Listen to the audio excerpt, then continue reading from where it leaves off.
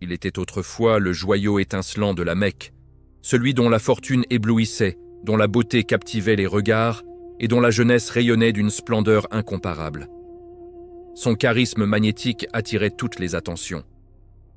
Lorsqu'il traversait les ruelles pavées de la cité sacrée, les habitants sortaient sur le pas de leurs portes, suspendant leurs activités quotidiennes uniquement pour contempler sa silhouette élégante. Des palais somptueux, une lignée familiale puissante, un avenir resplendissant s'étendait devant lui comme un tapis royal sous ses pieds.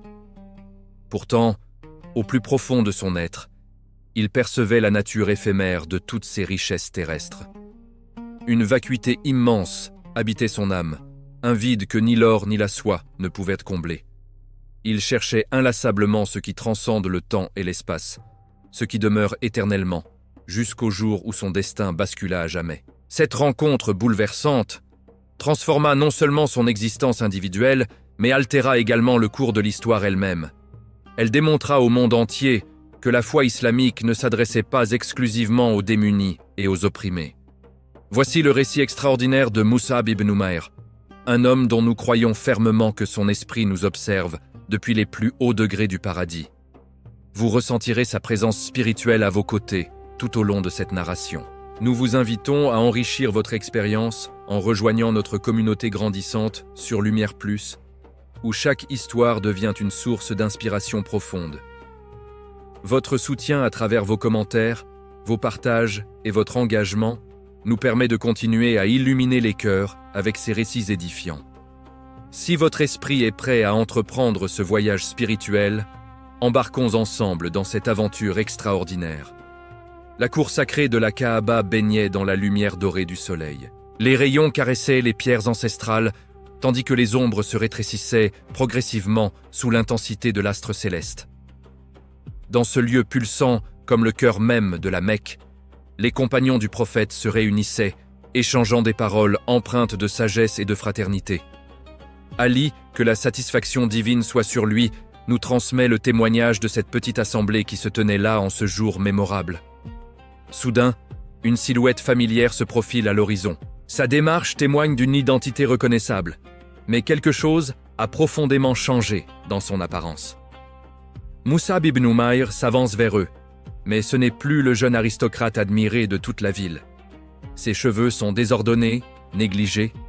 Il porte un manteau grossièrement rapiécé, témoignage visible de sa pauvreté nouvelle. L'ancien Mus'ab a disparu. Ce jeune homme, dont le passage embaumait les rues de senteurs exquises. Celui dont l'élégance faisait tourner toutes les têtes, celui-là n'existe plus. C'est comme si une existence radicalement différente habitait désormais le même corps mortel. À cet instant précis, ce ne sont pas seulement les compagnons qui remarquent cette transformation stupéfiante.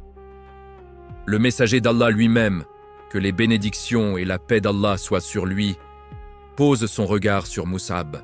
Avant même que le jeune homme n'arrive à proximité, les yeux du prophète se remplissent de larmes et il se met à pleurer ouvertement. Car le prophète connaissait intimement la vie luxueuse que menait autrefois Mus'ab. Il déclare alors à l'assemblée « Contemplez ce jeune homme, il était l'enfant le plus chéri de ses parents. À la Mecque, les gens l'admiraient pour ses vêtements raffinés, pour ses mets délicats, pour tout ce qu'il possédait et utilisait. Mais l'amour d'Allah et de son messager a surpassé toutes ses richesses dans son cœur. Et aujourd'hui, ce jeune homme endure le prix de cet amour inconditionnel. » Cette scène bouleversante ne constitue pas simplement une anecdote biographique. Elle représente un tournant décisif dans l'histoire de l'islam. Remontons maintenant dans le temps pour comprendre pleinement ce parcours exceptionnel. Même si l'exercice s'avère difficile, tant les épreuves furent intenses, nous allons retracer les chemins qu'il a parcourus durant son émigration.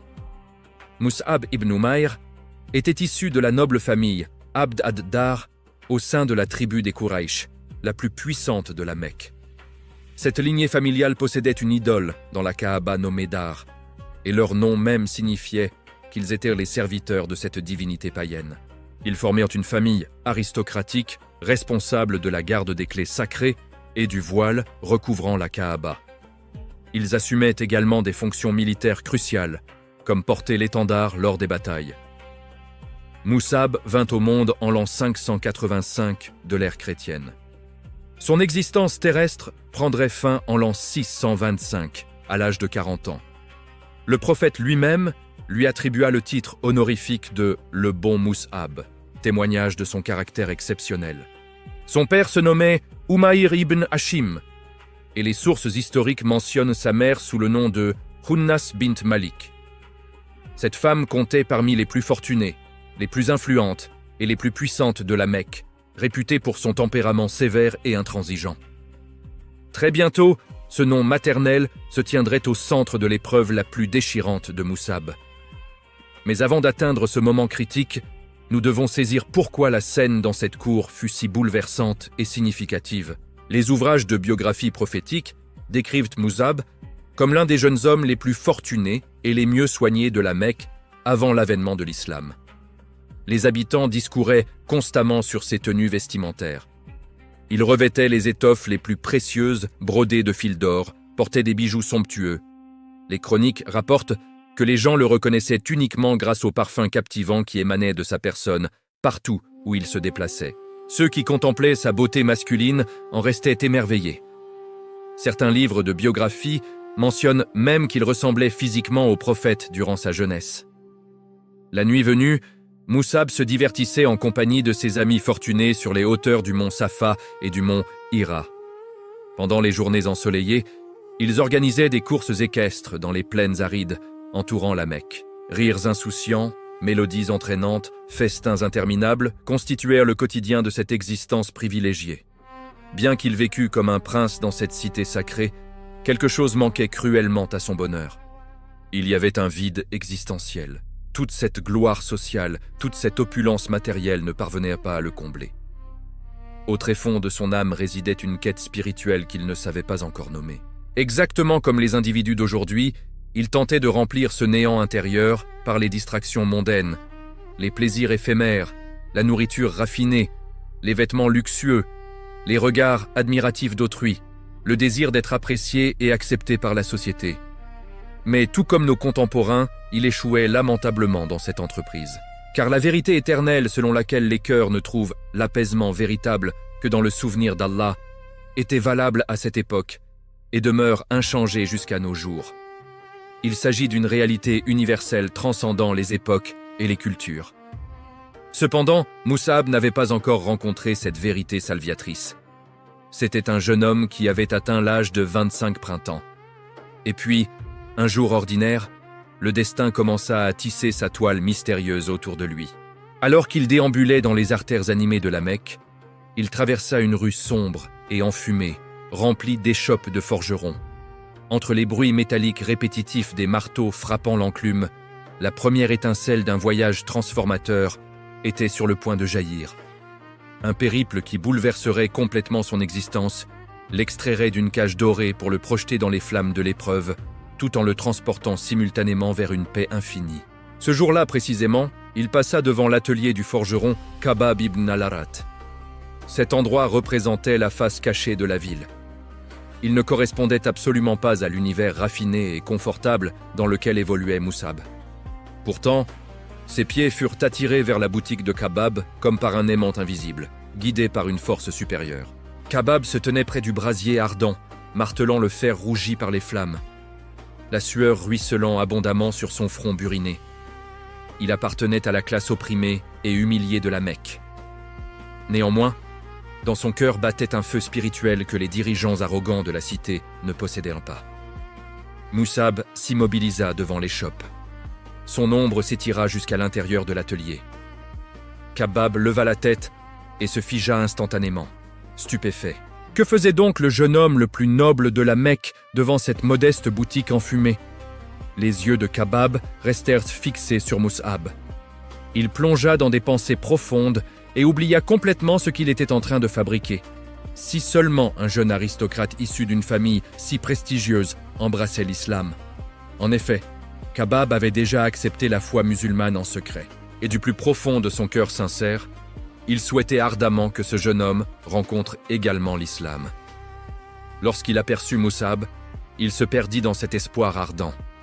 Sans même s'en rendre compte, le fer brûlant toucha sa main nue. Mais aucun signe de douleur n'apparut sur le visage serein de Khabbab. Mus'ab se précipita vers lui avec inquiétude et s'exclama « Oh Khabbab, ne réalises-tu pas que ta main est en train de brûler ?» Khabbab sursauta. Non pas à cause de la souffrance physique, mais par cette interpellation. Il sourit avec une paix profonde, illuminant ses traits. À cet instant précieux, le mur social séparant le noble de l'esclave s'effondra symboliquement. Khabbab prononça alors la réponse qui passerait à la postérité. « Le feu qui consume mon cœur ne m'a pas permis de ressentir le feu contre ma main, ô Mus'ab. » Mus'ab marqua une pause, profondément troublé, puis interrogea. « Ô Khabbab, sais-tu que ce même feu habite également en moi? Quelle est donc la raison de ce brasier dans ton cœur ?» Et c'est alors que Khabbab prononça les paroles qui le conduiraient vers la foi authentique. Il lui révéla l'existence de notre bien-aimé prophète et le message universel vers lequel il appelait l'humanité. Lorsque Mus'ab entendit ces vérités transcendantes, une émotion intense le submergea. Il avait recherché cela pendant des années, sans même le savoir consciemment. Les réponses affluaient enfin à la voix qui avait résonné dans le vide intérieur pendant si longtemps. Ses yeux se remplirent de larmes sincères et d'une voix tremblante d'émotion, il murmura « Quand m'emmèneras-tu auprès de lui ?» Khabbab perçut la sincérité authentique dans le regard de Mus'ab. Ce n'était pas un désir passager ou superficiel. C'était le cri désespéré d'une âme assoiffée de vérité. Cependant, le danger était considérable. Les hommes d'Abu Jahl patrouillaient partout dans la ville. Dans un murmure prudent, il expliqua le plan d'action. « Pas maintenant, ô Mus'ab. Des yeux hostiles nous surveillent constamment. Lorsque la Mecque s'endormira sous la chaleur accablante de midi, quand les rues seront désertes, viens me retrouver, et je te conduirai à Dar al-Arqam. » Le moment tant attendu arriva enfin. Alors que le soleil brûlait impitoyablement, la Mecque, les artères de la ville sombra dans un silence inhabituel. Chacun se réfugia à l'ombre protectrice des habitations. La cité entra dans la torpeur habituelle de la Qaïloula, la sieste méridienne. Mais une personne demeurait parfaitement éveillée et alerte. Mus'ab se trouvait maintenant très proche du but de son existence. Enveloppé dans ses vêtements élégants mais discrets, il progressait furtivement à travers les ruelles désertes, tout en se dissimulant dans les zones d'ombre. Il marchait résolument vers cette demeure située au pied du mont Safa, la maison d'Al-Arqam. Son cœur battait si fort qu'il avait l'impression qu'il allait exploser hors de sa poitrine. Cette marche ne le menait pas simplement vers une construction physique, mais vers un monde spirituel entièrement nouveau. La porte s'entr'ouvrit légèrement avec un grincement discret. Il pénétra à l'intérieur avec précaution. Contrairement à la chaleur étouffante régnant à l'extérieur, l'intérieur offrait une fraîcheur et une paix indescriptibles. Lorsque ses yeux s'accoutumèrent progressivement à la pénombre ambiante, il les distingua enfin. Les opprimés de la Mecque, les esclaves méprisés, mais également des nobles comme Abou Bakr et Ali se trouvèrent là. Ils étaient assis genou contre genou, épaule contre épaule, dans une proximité qui abolissait toute hiérarchie sociale. Il n'y avait aucun système de classe, aucune différenciation entre riches et pauvres dans ce lieu béni. Et à la tête de cette assemblée restreinte se tenait celui pour qui ils avaient tout abandonné. Le messager d'Allah, que les bénédictions et la paix soient sur lui. Ces années représentaient les débuts difficiles de la prophétie, et le nombre de croyants présents était encore très limité. Lorsque le messager d'Allah aperçut Mus'ab franchissant le seuil, un sourire doux et bienveillant illumina son visage béni. Mus'ab contemplait maintenant le visage le plus magnifique qu'il eût jamais vu de toute sa vie. Toute la beauté que sa mère fortunée lui avait jadis offerte ressemblait à une chandelle vacillante comparée à cette lumière divine. Le prophète invita Mus'ab à s'asseoir tout près de lui, à ses côtés, puis le langage céleste commença à se déverser. Des versets coraniques se mirent à couler des lèvres bénies du messager d'Allah comme une source d'eau pure. Chaque verset comblait progressivement le vide existentiel dans l'âme de Mus'ab et effaçait la rouille spirituelle qui recouvrait son cœur. Avant même que les paroles ne s'achèvent complètement, l'âme de Mus'ab se rendit totalement. Il ne subsistait plus aucun doute, aucun mais, aucun si dans son esprit désormais libéré. Là, dans cette pièce sombre de la maison d'Al-Arqam, le jeune homme le plus gâté de la Mecque, mourut symboliquement. Et à sa place naquit un héros de la foi authentique. Lorsqu'il prononça la shahada, l'attestation de foi, il n'était déjà plus l'ancien Mus'ab superficiel. Quand il sortit de la demeure, le soleil restait le même astre céleste, et la Mecque demeurait inchangée dans sa configuration physique. Mais pour Mus'ab, absolument tout avait été transformé de manière radicale. Désormais, il portait sur ses épaules un fardeau infiniment plus lourd que son manteau de soie yéménite, mais également infiniment plus honorable, la foi en l'unicité divine. Cependant, le chemin du retour vers son domicile s'avérait plus périlleux que celui qu'il avait emprunté pour venir, car l'attendait chez lui une mère à l'esprit acéré, qui le surveillait constamment de près. Kounas représentait une épreuve redoutable, et le feu qui brûlait dans le cœur de Khabbab était sur le point d'embraser la demeure de Mus'ab. Prenons un moment pour évoquer brièvement cette maison secrète où les musulmans se rassemblaient clandestinement et leur situation précaire afin de mieux comprendre l'époque. Al-Arqam appartenait à la tribu d'Abu Jahl, mais avait accepté l'islam en secret. Pour cette raison, la maison fut appelée Dar al-Arqam, signifiant la demeure d'Al-Arqam. Elle était située à proximité du mont Safa, dans un emplacement discret et insoupçonnable.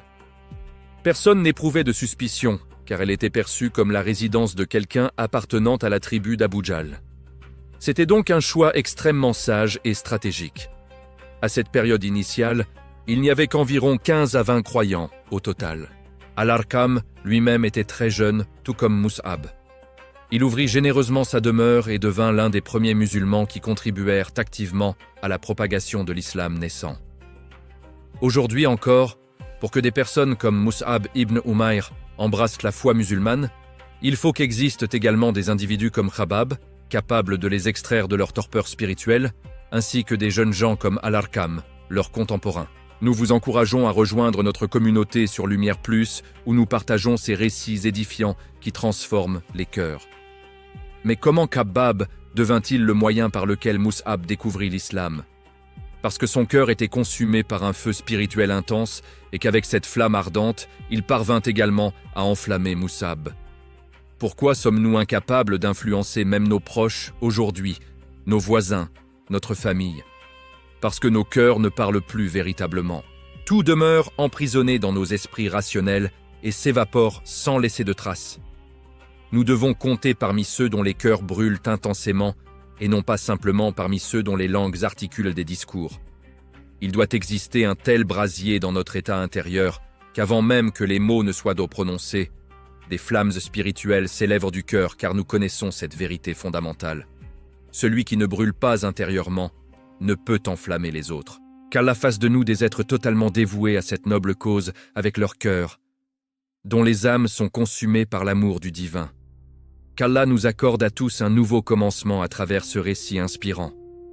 Après que Mus'ab ibn Umayr eut rencontré la foi authentique, le messager d'Allah, connaissant le caractère intransigeant de sa mère Kounas, lui recommanda avec sagesse « Ne révèle rien à ta mère à la maison ». Mus'ab fit preuve de prudence et garda le secret avec sa langue. Mais qu'en était-il de son état général ? Mus'ab quitta la maison d'Al-Arqam et retourna dans sa demeure palatiale, cette résidence magnifique.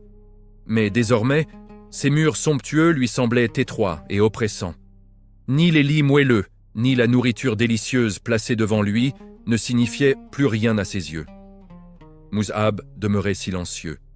Son regard se perdait dans le lointain, et ses lèvres répétaient discrètement les versets qu'il avait entendus à Dar al-Arqam. Mais l'intuition maternelle de Kounas était redoutable. Elle remarqua ce changement profond chez son fils en l'espace de quelques jours seulement.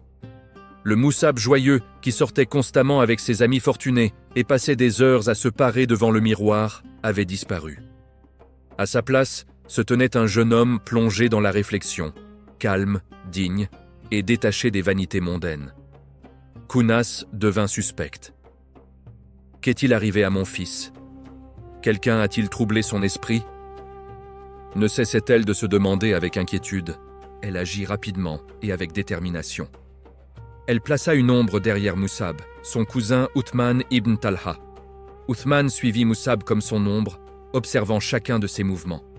Les rues se rétrécissaient, les foules se raréfiaient, et puis Uthman le vit enfin. Mus'ab pénétrait secrètement dans cette demeure située au pied du mont Safa, la maison dont tout le monde parlait avec précaution, celle où Muhammad, que les bénédictions et la paix soient sur lui, se réunissait avec ses disciples. Uthman se précipita vers Kunnas, hors d'haleine et bouleversé. La nouvelle frappa le cœur de Kunnas comme un poignard acéré. « Ô Kunnas, ton fils Mus'ab a abandonné la religion de ses ancêtres. Il fréquente le lieu de l'orphelin d'Abd al-Muttalib. » Le monde de Kunnas s'effondra brutalement. Dans un premier temps, elle refusa catégoriquement d'y croire. Puis sa colère éclata comme un volcan en éruption.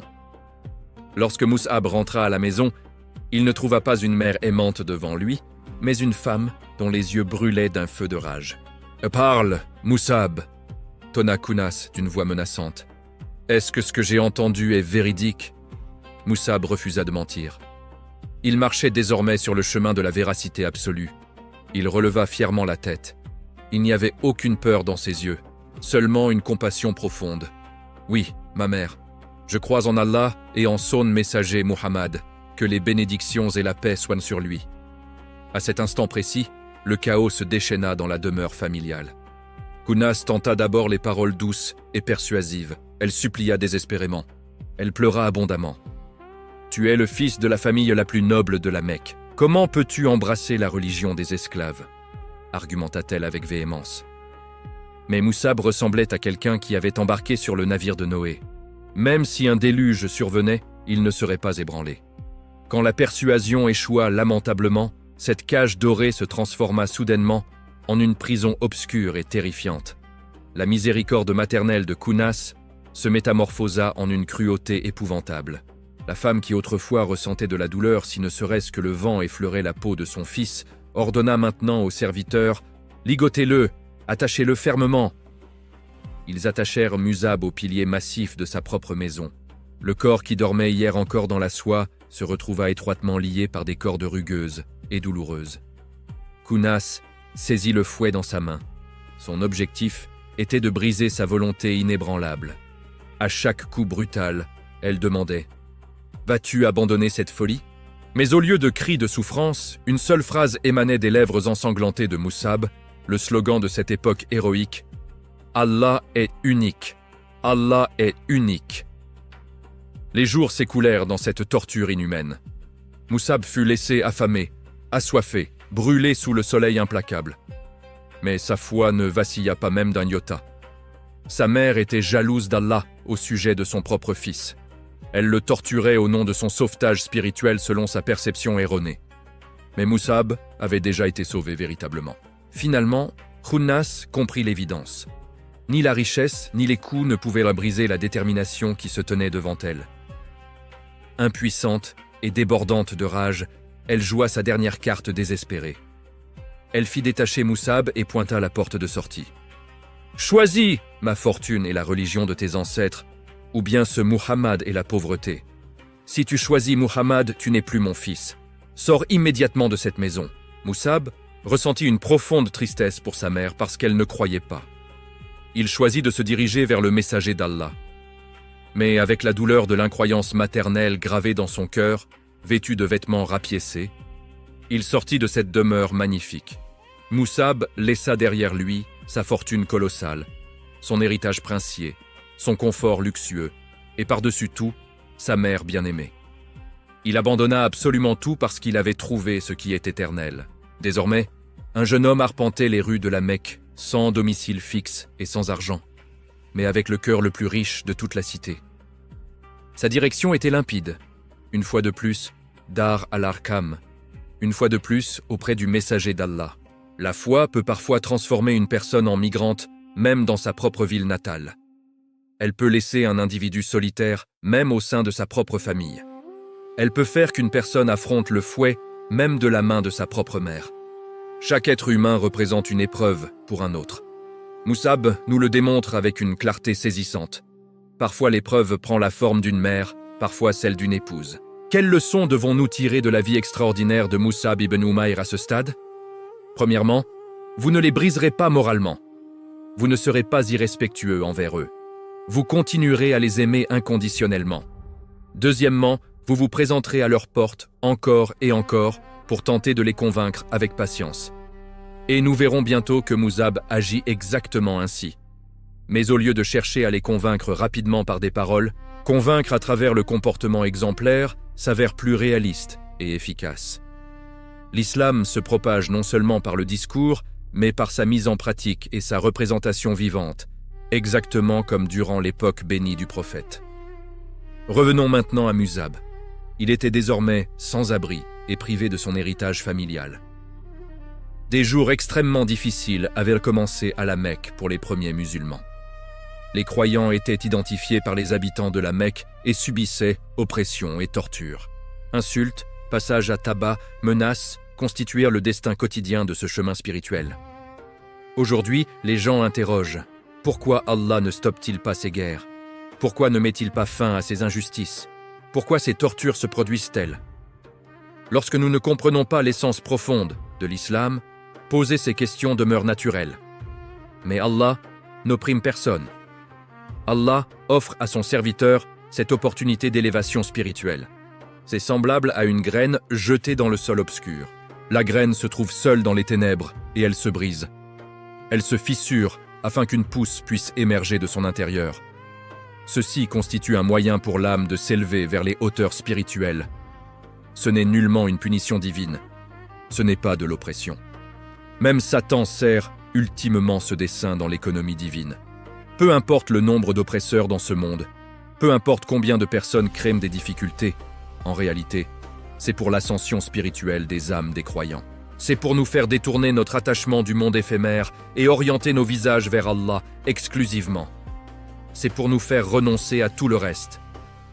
Nous percevons ces épreuves comme des maux, mais dans leurs résultats ultimes, elles constituent un bien. Et ceux qui incarnent le mal n'obtiennent jamais une part de ce bien spirituel. Seuls ceux qui endurent l'oppression et demeurent patients le reçoivent. Et lorsque ces patients verront ce qui leur sera accordé dans l'au-delà, ils ressentiront de la timidité. Peut-être que beaucoup d'entre nous diront « Si seulement nous avions vécu un peu plus de difficultés dans ce monde temporaire, regardez ce qui nous a été donné maintenant. » Nous prononcerons ces paroles en réalisant que ce que nous avons vécu dans ce monde, qui passa comme un rêve en une seule journée, était en réalité très simple. Qu'Allah fasse de nous ceux qui prononceront ces mots avec reconnaissance. Maintenant, avec Mus'ab comme guide spirituel, un nouveau voyage difficile nous attend, l'émigration vers l'Abyssinie. Une échappatoire de l'atmosphère étouffante de la Mecque fut planifiée stratégiquement. C'était la 5e année de la prophétie. Notre prophète désigna d'abord 15 personnes, 11 hommes et 4 femmes. Ils échapperaient simultanément à cette oppression et transmettraient également l'islam dans les contrées où ils se rendraient. Remarquez ceci attentivement et réfléchissez-y profondément. L'islam ne possédait pas une compréhension qui confinait les femmes à l'intérieur des maisons comme certaines idées radicales contemporaines. Les femmes, tout comme les hommes, servaient la cause noble malgré les conditions restrictives de cette époque. Lorsque nous examinons les 3 premières personnes qui partirent, nous constatons qu'elles étaient des affranchis ou des individus proches de ce statut social. L'un d'eux est le célèbre Abdullah ibn Mas'ud. Les 2 autres sont Amir ibn Rabia et son épouse Layla bint Abi Hatma. Vous souvenez-vous de ces 2 personnes? C'étaient les 2 esclaves qui furent autrefois exposés à la violence brutale d'Umar avant sa conversion. Qui étaient donc les 12 autres personnes? Tous provenèrent de la noblesse de la Mecque. Uthman est la fille de notre prophète Ruqayya, Zubayr ibn al-Awwam, Abd ar-Rahman ibn Auf. L'un d'eux était Abu Hudayfa de Banu Umayya, une tribu extrêmement noble. Il était le frère de Hind, le fils d'Utba ibn Rabia. L'une des figures importantes de Dar an-Nadwa se trouvait également parmi eux. Cela signifie qu'il comptait parmi les personnes les plus nobles de la Mecque. Un autre était Zubayr ibn al-Awwam de Bani Asad, l'une des familles aristocratiques de la Mecque. Un autre était Abd ar-Rahman ibn Auf de Banu Zahra, l'un des plus grands commerçants de la Mecque. Un autre était Abu Salama ibn Abd al-Assad et son épouse Salama. Ils appartenaient à Banu Makhzoum. Il y avait également Uthman ibn Maz'oun et Hatib ibn Amr. Vous vous souvenez de Suhayl ibn Amr, l'homme que les habitants de la Mecque surnommaient l'orateur de Quraysh? Hatib ibn Amr était son propre frère biologique. Un autre était Suwayd ibn Bayd. Un autre était notre Mus'ab ibn Umayr. Sa mère comptait parmi les femmes les plus nobles, les plus riches et les plus puissantes de la Mecque. Maintenant, même si ce n'était pas ainsi, il n'y aurait aucun problème fondamental. Mais il existe une affirmation constante et erronée selon laquelle l'islam s'est développé uniquement sur les épaules des esclaves et des pauvres. La raison pour laquelle nous expliquons ceci avec tant de détails est de briser cette idée fausse persistante. Car lorsque nous examinons les 6 premières années à Dar al-Arqam, les étudiants sélectionnés qui furent formés directement par notre prophète, Ibn Hisham, rapportent qu'ils étaient environ 40 personnes, et selon d'autres récits, plus de 100, et parmi eux, nous distinguons clairement de nombreuses personnalités stratégiques et influentes. Donc, l'islam ne s'est pas élevé exclusivement grâce aux esclaves et aux démunis. Au contraire, partout où se trouvèrent des individus stratégiques et influents, le messager d'Allah les invitait à l'islam et prenait également un soin particulier d'eux pour l'avenir de l'islam. Naturellement, il y avait aussi des personnes pauvres et faibles parmi les premiers convertis. Mais affirmer seulement eux constitue une lecture erronée de l'histoire. Et lorsque nous observons notre époque contemporaine, c'est une erreur extrêmement grave de perpétuer cette vision. Parce qu'aujourd'hui, lorsqu'un musulman s'habille élégamment, conduit une voiture de luxe ou possède de grandes entreprises et usines, malheureusement, beaucoup de gens ne perçoivent plus cette personne comme un véritable musulman authentique. Il existe une croyance étrange selon laquelle une personne ne peut pas être simultanément riche et musulmane. Nous ignorons si cela provient d'une haine envers la richesse elle-même. Mais avec cette mentalité défaitiste, le cœur d'une personne prospère et accomplie ne pourra jamais être réchauffé envers l'islam. Si nous affirmons que l'islam a grandi et s'est développé uniquement à travers les pauvres et les faibles, nous énonçons quelque chose de faux, car comme vous le constatez, ce n'est pas la vérité historique. Et simultanément, nous repoussons de telles personnes loin de la religion. Plus nous répétons cette assertion, plus elle se distancie de l'islam. N'oubliez pas de soutenir notre travail sur Lumière Plus où nous partageons ces vérités historiques essentielles. Lorsque nous retournons au récit historique, ces 15 personnes se déplaçaient silencieusement vers le port maritime, dans l'obscurité profonde de la nuit, afin que leurs pas ne soient pas entendus par les espions. Ils marchaient sur les parties molles du sable pour étouffer le bruit. Ces individus étaient devenus des réfugiés pour la cause de leur foi. Cela vous rappelle-t-il notre époque contemporaine? Et Mus'ab se trouvait parmi eux, naturellement. Il ne portait plus ses vêtements de soie précieux. Ses chaussures étaient usées jusqu'à la corde. Le vent désertique brûlait impitoyablement son visage. Mais il ressentait une paix intérieure en marchant épaule contre épaule avec ses compagnons croyants. Le jeune homme, qui était autrefois un prince dans le palais maternel, était maintenant un étranger sur le pont d'un vieux navire, se dirigeant vers l'inconnu, en route vers l'Abyssinie lointaine. Ils atteignirent dans l'Abyssinie après une traversée périlleuse et y séjournèrent environ 3 mois. C'était un endroit juste et équitable. Ils purent y respirer un peu plus librement. Puis un jour, une nouvelle parvint de l'autre côté de la mer. Les habitants de la Mecque s'étaient prosternés. Les polythéistes étaient devenus musulmans. Cette information était en réalité une interprétation erronée de ce qui s'était produit lorsque la sourate An-Najm fut récitée. Les polythéistes s'étaient également prosternés sans réaliser pleinement leurs actions. Mais les cœurs des croyants en exil brûlaient d'un désir ardent de retrouver leur patrie, et plus encore du désir de revoir notre prophète bien-aimé. Donc, sans questionner davantage cette nouvelle, ils entreprirent le voyage de retour. Selon les lois coutumières de la Mecque, quelqu'un qui avait quitté la cité ne pouvait y retourner que sous la protection d'une personne puissante et influente. Uthman ibn Affan fut protégé par ses proches parents. Les autres bénéficièrent de la protection de leurs tribus respectives. Mais qu'en était-il de Mus'ab? La mère Kounas avait donné un ordre strict et catégorique à tous les membres de la famille étendue. Personne ne doit accorder sa protection à Mus'ab. Il reviendra à ma porte dans le besoin et l'humiliation. Mus'ab se tint seul et vulnérable aux portes de la ville. mais il refusa de s'abaisser ou de supplier sa mère pour obtenir son pardon.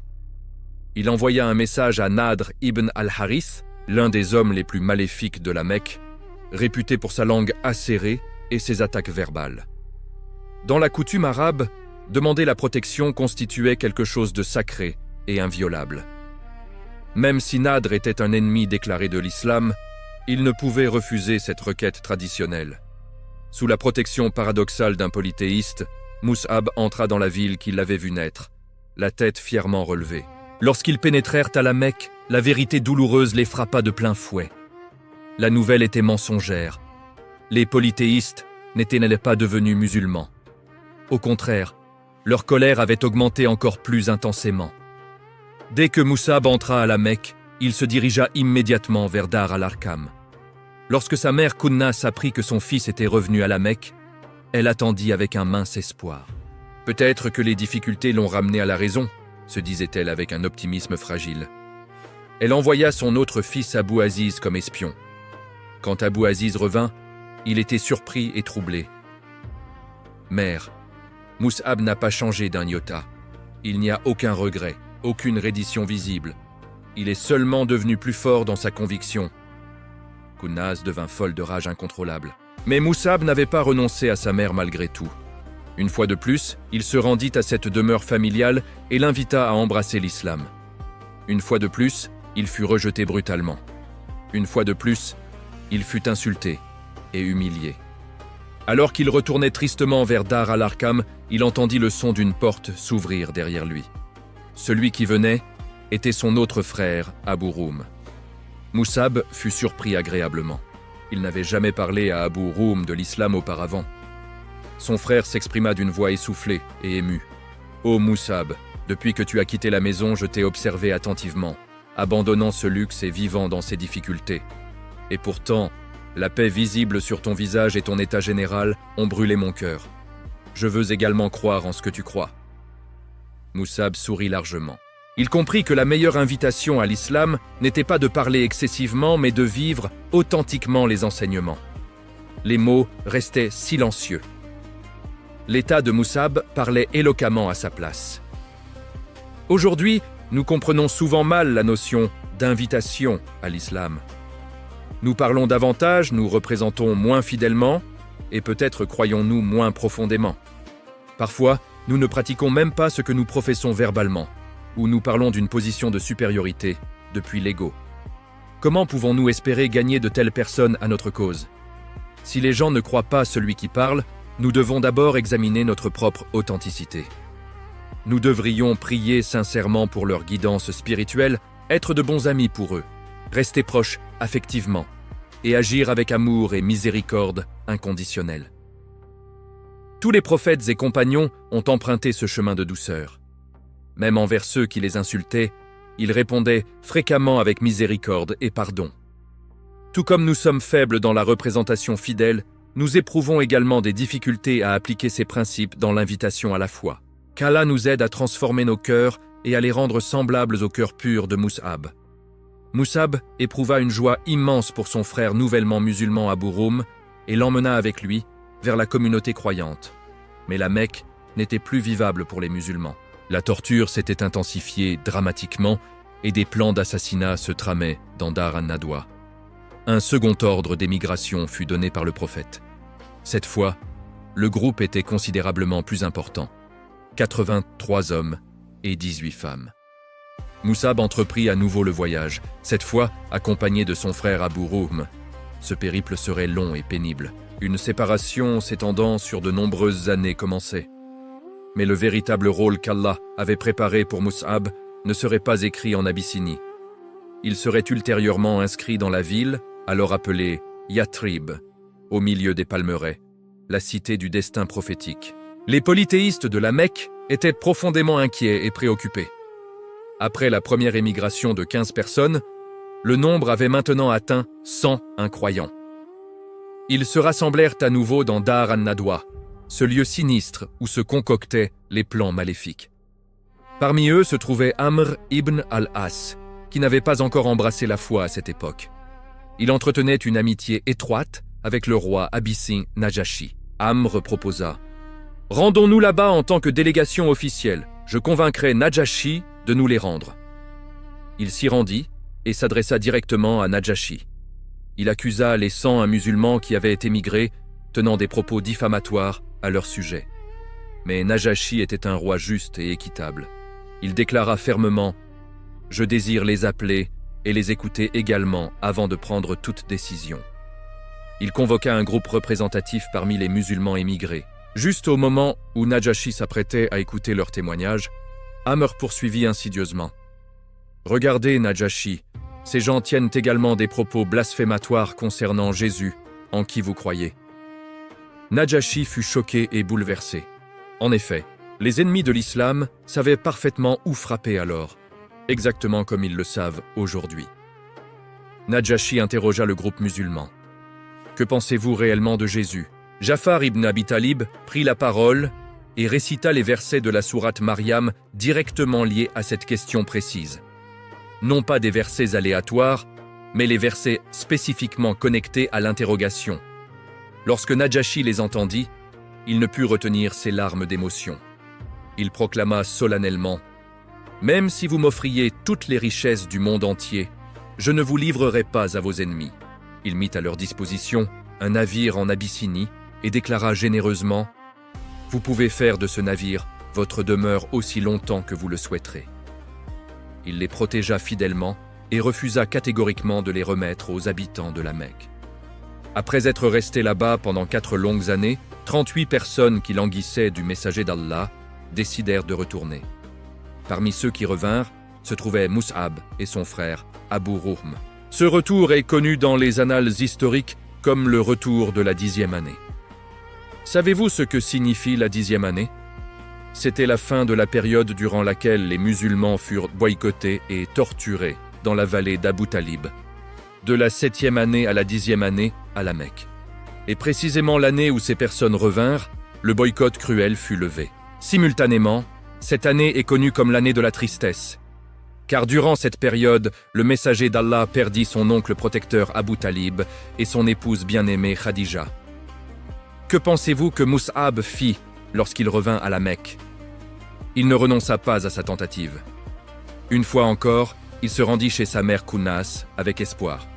Mais tout comme Mus'ab ibn Umayr était ferme et inébranlable dans la foi, sa mère était également extrêmement ferme dans son incroyance obstinée. Elle ne revint pas vers la vérité. Certaines personnes, comme Jafar ibn Abi Talib, ne retournèrent pas d'Abyssinie à ce moment-là. Ils revinrent 14 années plus tard. Savez-vous à quelle période cela correspond ? Cela correspond à la 7e année après l'hégire à Médine. Le messager d'Allah revenait de l'expédition victorieuse de Khaybar. Sur le chemin du retour, il rencontra les migrants revenus d'Abyssinie et, devant lui, il aperçut Jafar ibn Abi Talib, le frère bien-aimé d'Ali. Il s'exclama avec émotion « Je ne sais pas si je devrais être plus heureux de la conquête de la forteresse de Khaybar ou de voir Jafar devant moi. » Avant de terminer cette partie, posons-nous une question supplémentaire. Après l'Abyssinie, où le messager d'Allah envoya-t-il Mus'ab ibn Umayr pour l'émigration suivante ? Effectivement, vers Yatrib. Après qu'elle devint la terre de l'islam, son nom serait changé en Médine, la cité illuminée. Combien de personnes Mus'ab ibn Umayr emmena-t-il avec lui depuis la Mecque ? Une seule personne. Il partit seul vers sa mission colossale. Mais avant cela, durant la 10e année à la Mecque, le messager d'Allah se rendit également à Taïf. Il s'y rendit avec espoir, pensant « Puis-je trouver ne serait-ce qu'un seul cœur réceptif ?» Mais il en revint avec des larmes dans les yeux et des pierres sur son corps béni. Ils mobilisèrent même des enfants pour lui jeter des pierres, cruellement. Tristement, il retourna dans cet état douloureux. Les portes de la Mecque lui étaient fermées. Il avait perdu son épouse chérie et son oncle protecteur. Et il revenait de Taïf avec une douleur profonde gravée dans l'âme. Lorsqu'il revint, il aperçut les tentes dressées à Mina. Des gens étaient venus à la Mecque pour le pèlerinage et le commerce. Il entra dans les tentes une par une, pensant « Existe-t-il un cœur dans l'une de ces tentes que je puisse embraser ?» Mais de presque toutes, il ressortit les mains vides, jusqu'à ce qu'il pénètre dans la dernière tente. Dans cette ultime tente se trouvaient 6 jeunes hommes. L'un d'eux était Asad ibn Zurara, l'homme qui détiendrait la clé symbolique de Médine. Lorsque le messager d'Allah entra sous cette tente, il était épuisé physiquement, mais il n'avait nullement abandonné sa mission prophétique. Il demanda « D'où êtes-vous » Ils répondirent « Nous sommes de la tribu des Khazraj ». Le messager d'Allah s'assit et leur parla d'Allah avec éloquence. Le feu spirituel dans son cœur les atteignit et leurs cœurs commencèrent à s'embraser. Ces 6 jeunes hommes avaient également fréquemment entendu les Juifs de Yathrib déclarer « Un prophète viendra bientôt et vaincra les adorateurs d'idoles ». Ils se regardèrent les uns les autres. Ils ne purent résister davantage et proclamèrent « Voici le prophète dont parlèrent les Juifs, croyons en lui sans délai ». Cette nuit-là, dans cette petite tente modeste, une graine fut plantée qui changerait le cours de l'histoire universelle. 6 jeunes hommes embrassèrent la foi et retournèrent à Yathrib. Ils convinrent d'un rendez-vous. L'année prochaine, ici même, à nouveau. Savez-vous quelle fut la deuxième phrase prononcée par ces personnes après avoir cru? Quelle responsabilité nous incombe maintenant? Et quelle phrase entendons-nous aujourd'hui dans cette époque moderne d'ignorance? Frères, je ne peux assumer de responsabilités supplémentaires. J'ai déjà suffisamment de devoirs mondains. J'ai une boutique, j'ai du travail, j'ai des personnes dont je dois m'occuper. Je ne peux prendre de responsabilité pour Allah. Voyez à quel point nous nous sommes éloignés des compagnons du prophète. Comme leurs paroles sont diamétralement opposées aux paroles de notre temps. Le temps passa rapidement. Une année plus tard, ils revinrent au même endroit précis.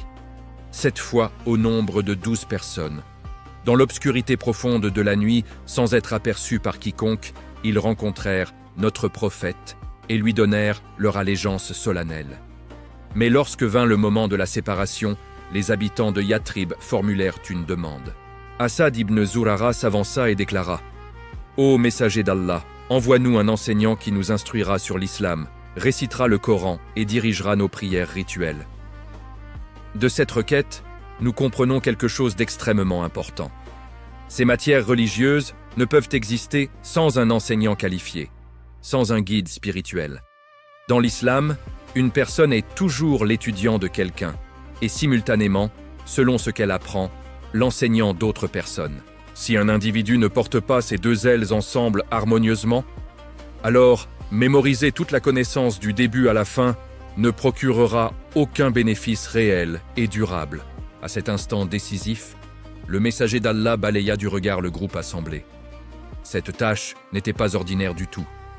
Celui qui partirait serait littéralement jeté dans le feu de l'épreuve. Lorsqu'ils partirent vers l'Abyssinie, ils étaient 15 personnes.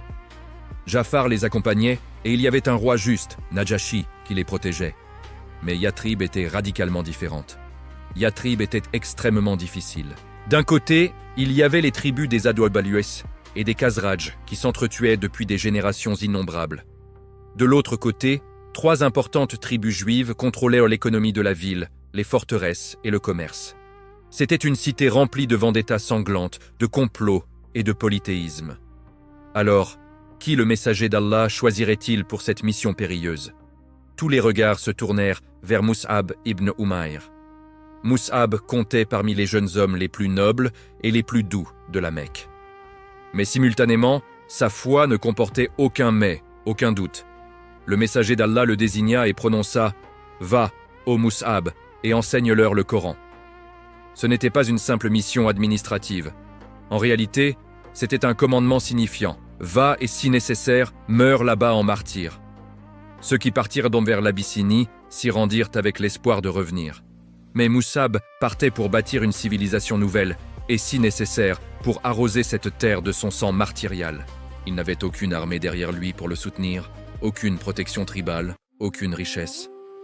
Cette nuit-là, Mus'ab rejoignit le groupe de 12 personnes venues de Yathrib. Il jeta un regard en arrière vers la Mecque, la terre qu'il avait vue naître, la cité où sa mère Kunnas vivait toujours, avec un adieu empreint de tristesse. Marchant sur le chemin menant à Yathrib, dans le silence majestueux du désert, Mus'ab ibn Umayr n'était plus seulement un enseignant religieux, il était devenu le premier grand ambassadeur de l'islam. Sa destination était claire, la demeure d'Asad ibn Zurara. Mais il ne le savait pas encore pleinement. À Yathrib, ce n'étaient pas seulement des cœurs désireux d'apprendre qui l'attendaient. Il y avait également des chefs tribaux aiguisant leurs épées, consumés par la colère. Saad ibn Mu'adh et Usayd ibn Hudayr. Yatrib était brûlante. Yatrib était tendue comme la corde d'un arc. Même les branches de palmier au-dessus de la cité semblaient trembler nerveusement dans le vent chargé d'électricité. Mus'ab ibn Umayr et son hôte, Asad ibn Zurara, étaient assis dans un jardin près d'un endroit appelé le puits de Mara. Autour d'eux se tenait un petit groupe de personnes écoutant Mus'ab avec une attention totale. La voix de Mus'ab coulait comme une eau pure et rafraîchissante. Elle adoucissait les cœurs qui avaient été endurcis par le désert impitoyable. Quiconque Mus'ab s'adressait, quiconque recevait ses explications était profondément affecté. Après une courte période, les personnes qui voyaient Mus'ab ibn Umayr commencèrent à affirmer ceci. Tout ce qu'il dit est véridique, parce qu'il ressemblait physiquement beaucoup au prophète. Il vivait comme lui et marchait sur son chemin. Il avait renoncé à absolument tout et vivait exclusivement pour sa cause. Son cœur et son âme brûlaient du feu de la foi authentique. Mais au loin, sur une colline, deux pères d'yeux acérés les observaient comme des faucons vigilants. L'un d'eux était Saad ibn Mu'adh, le chef incontesté de la tribu des Adabouès.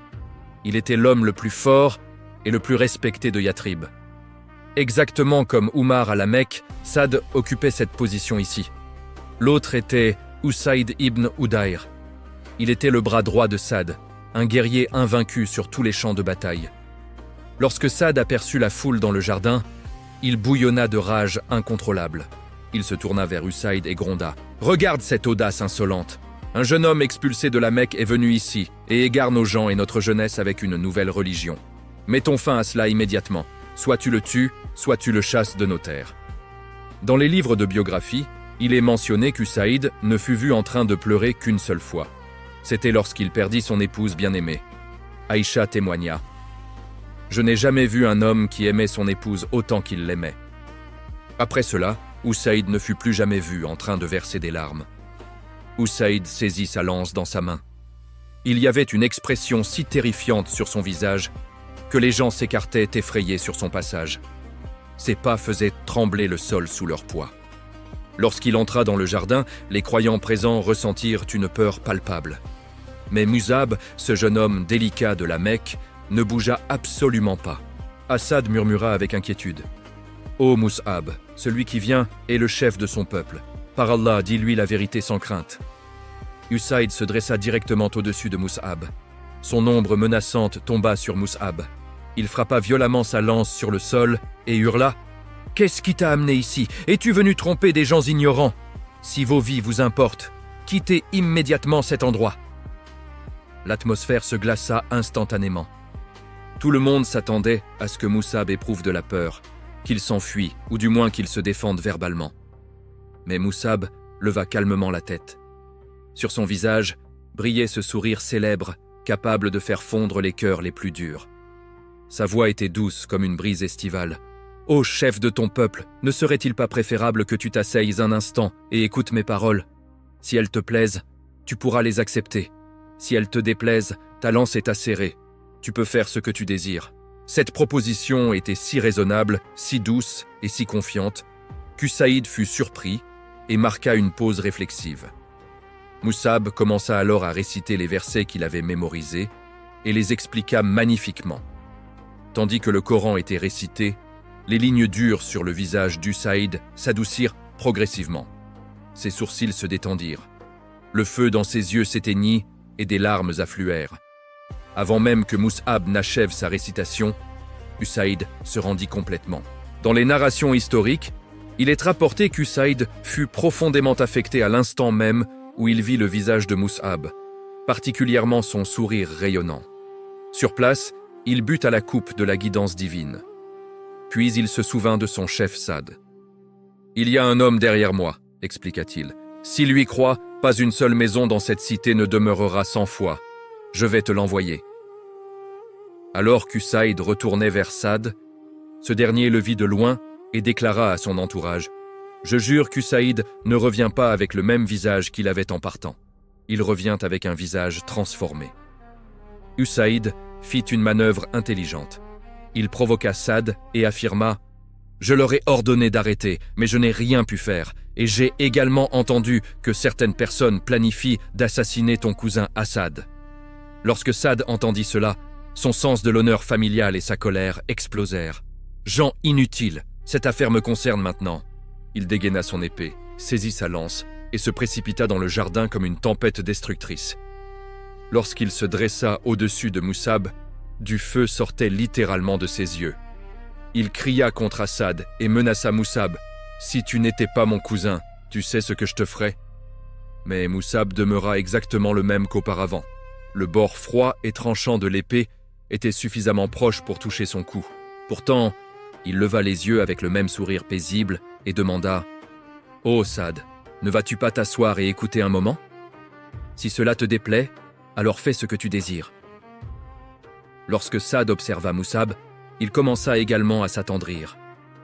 Et cette fois, Moussab entreprit de lui réciter les versets divins. À cet instant, l'histoire sembla se figer. Saad ibn Mu'adh, le chef des Awlouès, le lion du désert, commença à trembler devant les paroles d'Allah.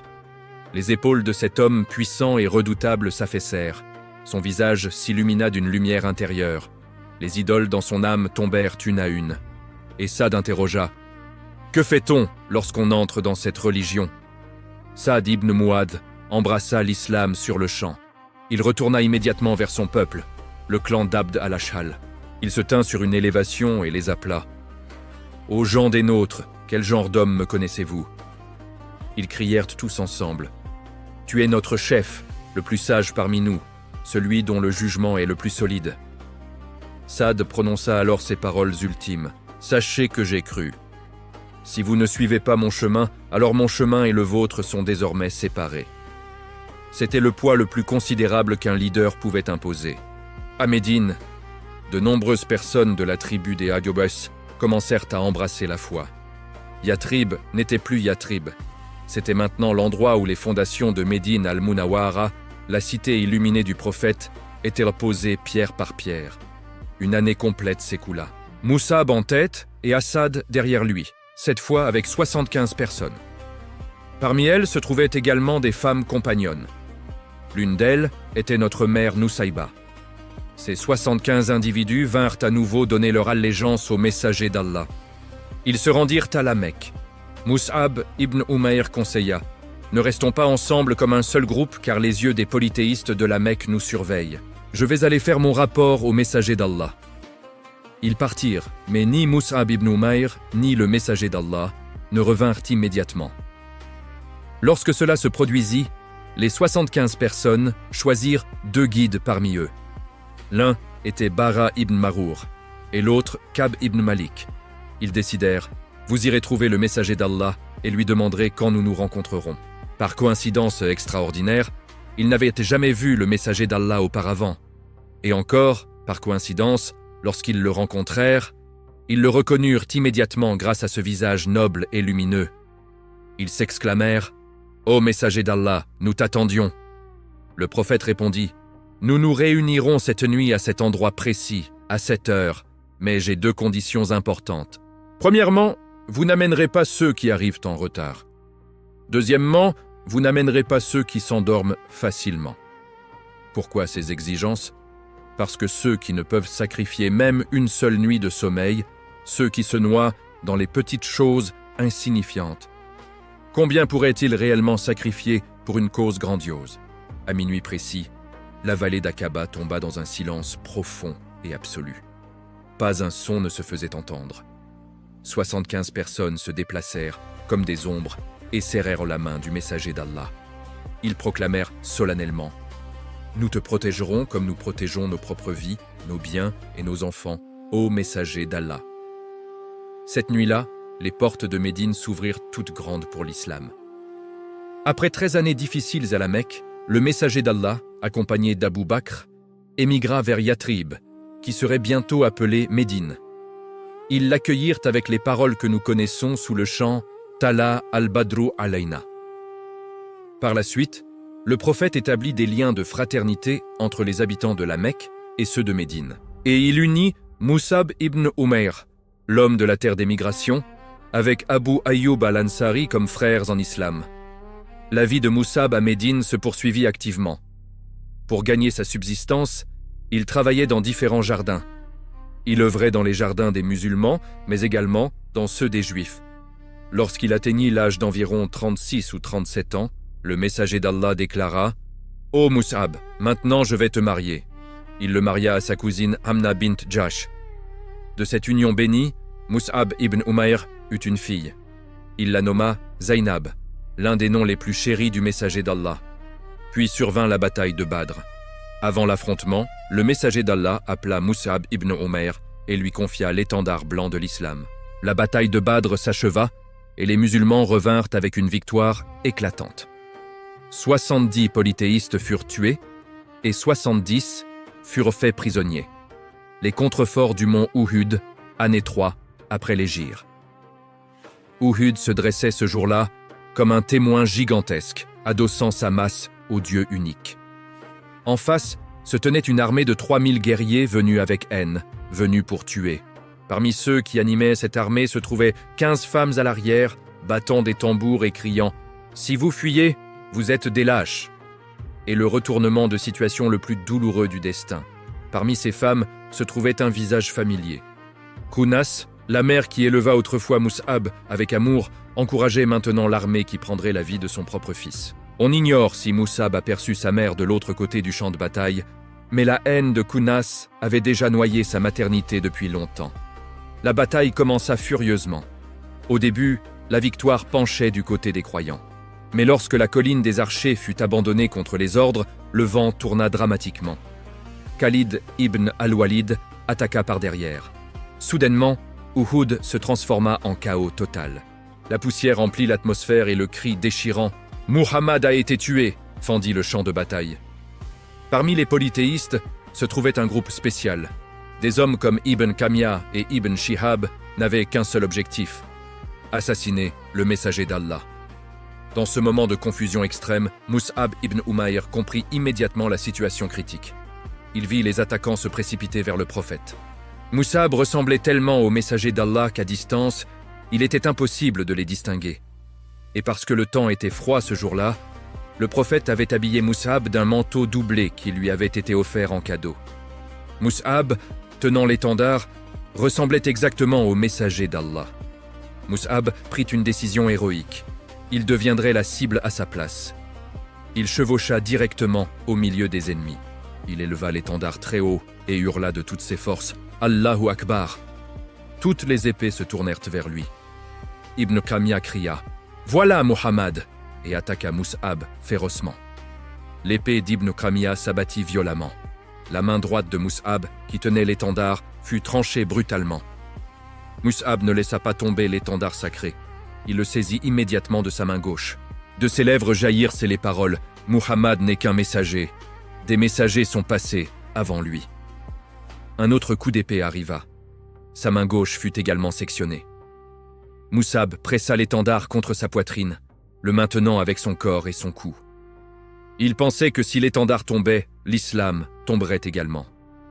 Puis vint le coup fatal et définitif. Ibn Kamia le transperça de sa lance. Alors que Mus'ab tombait sur les sables ensanglantés d'Uhud, il tenta de dissimuler son visage. Pourquoi ce geste ultime ? Peut-être pour que son assassin continue de penser qu'il était le prophète, ou peut-être parce qu'il ressentait de la honte à rencontrer son Seigneur en pensant « Je n'ai pas pu protéger mon prophète ». Mus'ab fut martyrisé héroïquement. Ibn Kamia retourna vers les siens en hurlant triomphalement « J'ai tué Muhammad !» Mais celui qu'il avait tué était le porte-étendard de l'islam, la rose de la Mecque, Mus'ab ibn Umayr.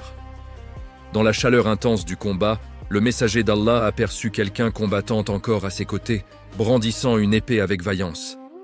Il ressemblait étrangement à Mus'ab. Le prophète appela « Ô Mus'ab, avance, maintiens cette position !» Le guerrier se retourna. Sur son visage brillait une lumière qui n'était pas de ce monde. Il répondit « Ô messager d'Allah, je ne suis pas Mus'ab. » C'était un ange qui était venu sous l'apparence de Mus'ab afin que l'étendard ne tombe jamais. Les cieux étaient venus apporter leur secours divin. À cet instant précis, le messager d'Allah comprit. Son compagnon proche, son premier enseignant envoyé, Mus'ab, avait bu le breuvage du martyr. La bataille prit fin avec le coucher du soleil. Uhud tomba dans un silence lourd. Les martyrs étaient rassemblés avec respect. Le messager d'Allah vint se tenir aux côtés de Mus'ab. La vision brisa tous les cœurs présents. Le jeune homme qui portait autrefois les vêtements les plus luxueux de la Mecque, qui ne portait jamais 2 fois les mêmes habits, dont le parfum embaumait les rues, gisait maintenant recouvert de poussière et de terre. Il portait un vieux manteau rapiécé et usé. Les compagnons s'approchèrent, les yeux remplis de larmes. Ils déclarèrent « Ô messager d'Allah, nous ne trouvons pas de linceul suffisant. Lorsque nous couvrons sa tête avec le manteau, ses pieds demeurent exposés. Lorsque nous couvrons ses pieds, sa tête reste découverte. Que devons-nous faire ?» Le messager d'Allah pleurait abondamment. Il se souvint des jours de luxe de Mus'ab, puis de la manière dont il renonça à tout pour l'islam. De ses lèvres bénies émana ce commandement empreint de tendresse. Couvrez sa tête avec son manteau et placez de l'herbe idkir sur ses pieds. Puis il contempla longuement le visage de Mus'ab et récita ce verset magnifique. Parmi les croyants se trouvent des hommes qui ont été sincères dans leur engagement envers Allah. Certains d'entre eux ont accompli leurs vœux par le martyr et d'autres attendent encore, sans avoir jamais changé leur engagement. Mus'ab ibn Umayr, un prince qui tourna le dos à la richesse, un enseignant qui conquit les cœurs de Médine, un martyr d'Uhud sans linceul, et un héros éternel qui nous enseigna ce que signifie se donner totalement pour une cause transcendante. Ce parfum merveilleux qui commença dans les rues de la Mecque souffle encore aujourd'hui dans les cœurs des croyants avec le vent spirituel d'Uhud. Paix sur Mus'ab, paix sur ceux qui restent fidèles à leurs promesses. Mon Seigneur, ouvre ma poitrine à ta lumière. Facilite ma tâche. Dénoue le nœud de ma langue afin qu'ils comprennent mes paroles.